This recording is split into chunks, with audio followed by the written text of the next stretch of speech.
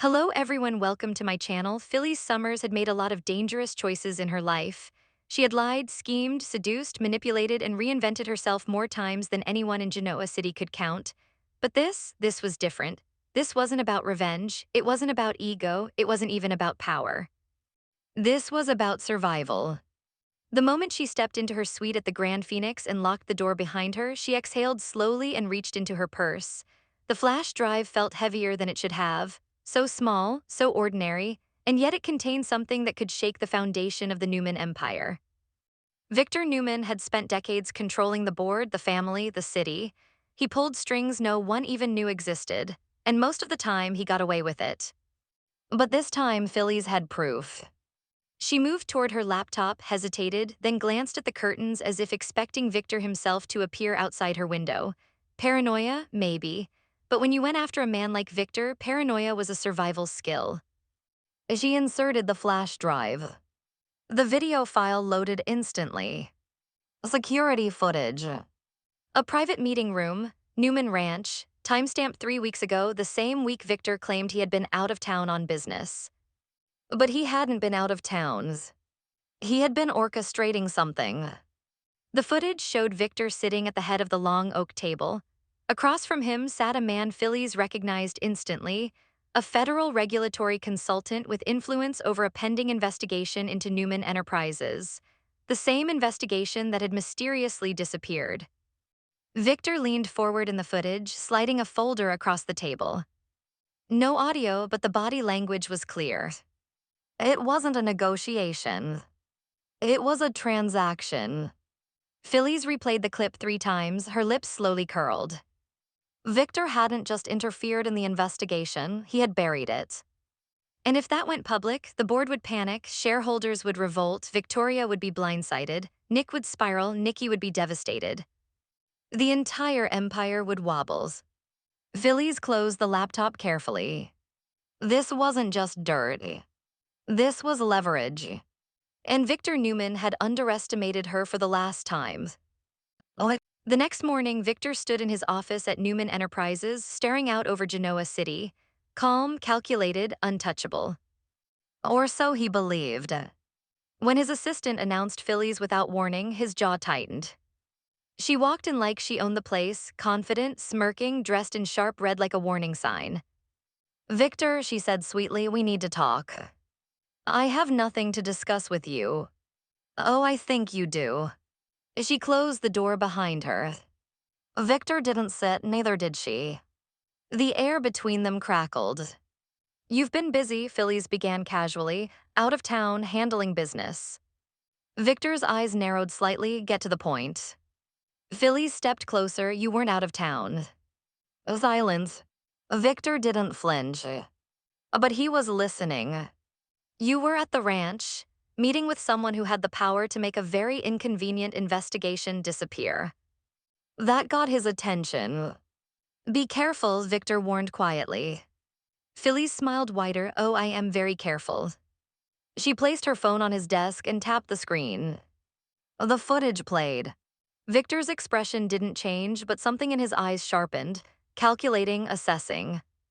When the clip ended, the silence was suffocating.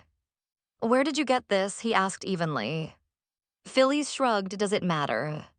"Oh, yes."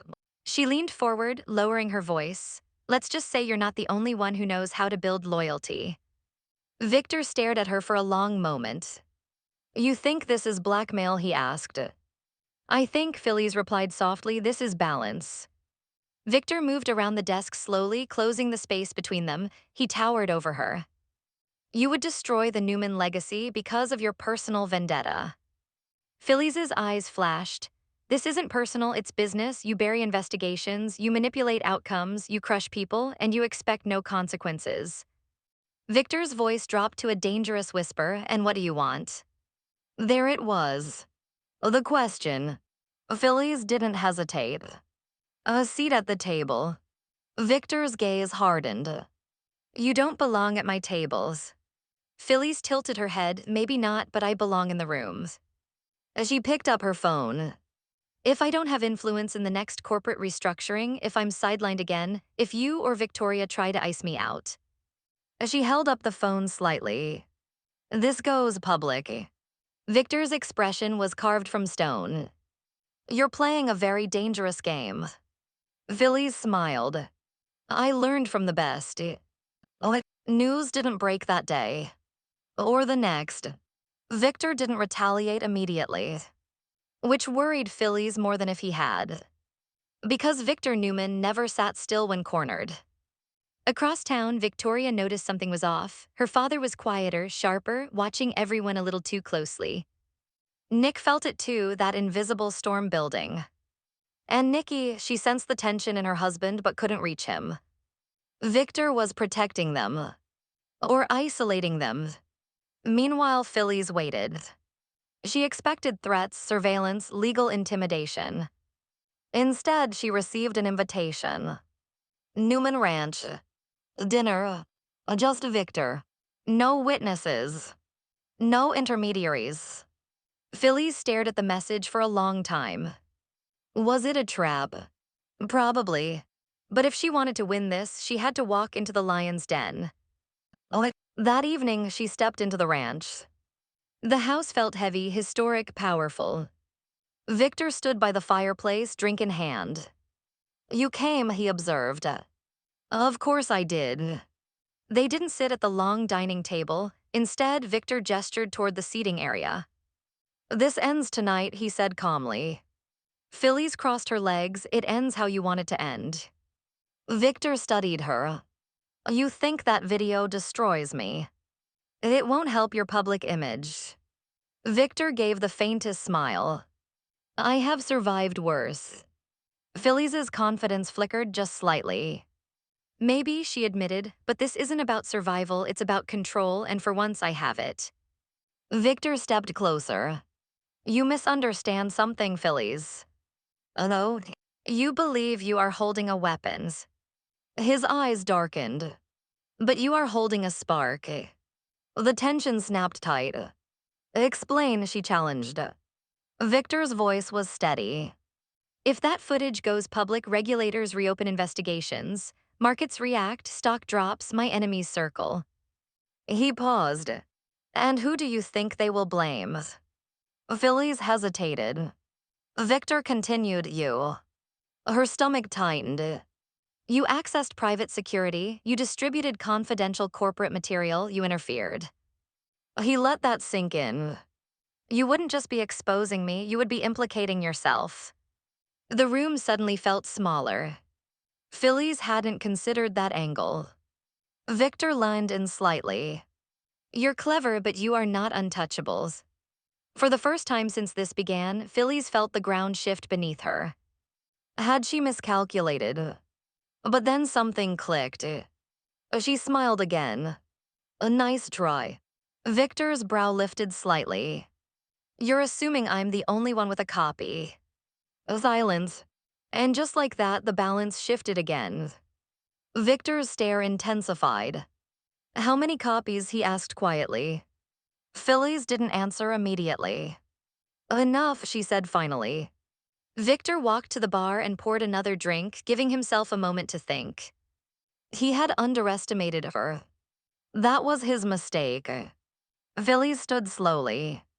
I don't want to destroy Newman Enterprises, she said more calmly now, but I won't be crushed by it either. Victor turned back to her. You want protection. I want partnership. Victor almost laughed. You are not a Newman's. Phyllis's eyes flashed. No, I'm something far more dangerous. Victor studied her for a long time. Then he surprised her. What if I give you something better than a seat at the table? Phyllis narrowed her eyes. I'm listening. A strategic alliance, Victor said carefully. You want influence, I want loyalty. Phyllis almost scoffed. Loyalty from me. Victor's expression didn't change. You are ambitious, ruthless when necessary, you protect your own. He paused. I can use that. Phyllis's heart pounded. Was he offering her power? Or tying her into something she couldn't escape? And in return, she asked, you bury the footage permanently. Phyllis hesitated. She had envisioned many endings to this confrontation. Victor furious. Victor defeated. Victor exposed.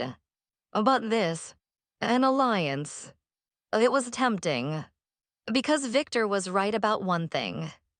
If she released the footage, the fallout wouldn't be contained. It would be nuclear. Nick would suffer, Summer would be dragged into it, the entire city would fracture. Phyllis wasn't heartless, just strategic. And how do I know you won't turn on me? She asked. Victor's lips curved faintly. You don't. Brutal honesty. Phyllis paced slowly. You're asking me to trust you. No, Victor corrected, I'm asking you to calculate. She stopped. He wasn't wrong. If she burned him, she burned herself. If she joined him, she gained protection, influence, power. But she would also become part of his machine. And once you joined Victor Newman's inner circle, you didn't leave unscathed. Phyllis turned to face him fully. One condition. Victor waited. You don't blindside me again, no secret investigations, no corporate moves that push me out. Victor considered that. Agreed, he said finally. Phyllis searched his face. Was he lying? Probably. Was she? Absolutely. Because she hadn't told him the full truth either. The flash drive wasn't her only leverage. There was more on it. More than he realized. As she stepped closer. We have a deal. Victor extended his hand. Phyllis hesitated only a second before shaking it. A devil's bargain. The next morning, Victoria noticed something had shifted. Her father was composed again. Phyllis was glowing. Confident. Too confident. Nick sensed it too. What happened? He asked Phyllis privately. She smiled mysteriously. Just business. But Genoa City never stayed quiet for long. Because somewhere someone else had been watching. The security breach that allowed Phyllis to obtain the footage hadn't gone unnoticed. A third party now knew what had happened. And they wanted a piece of the action. Late that night, Phyllis received a text. Unknown number. You're not the only one with evidence. Her blood ran cold. Another message followed. Meet me or Victor sees everything. Phyllis stared at the screen. The game wasn't over. It had just evolved.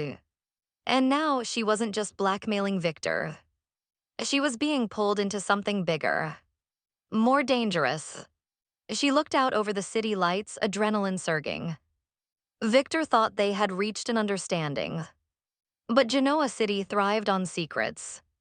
And someone had just changed the rules. Phyllis smiled slowly despite the fear creeping in. Let's play, she whispered. Across town, Victor stood at his window, sensing the storm returning. He had made a deal with a woman who thrived in chaos. And in doing so, he may have unleashed something he couldn't fully control. The evidence hadn't destroyed him. It hadn't destroyed her. But it had changed everything. And in Genoa City, that was only the beginning.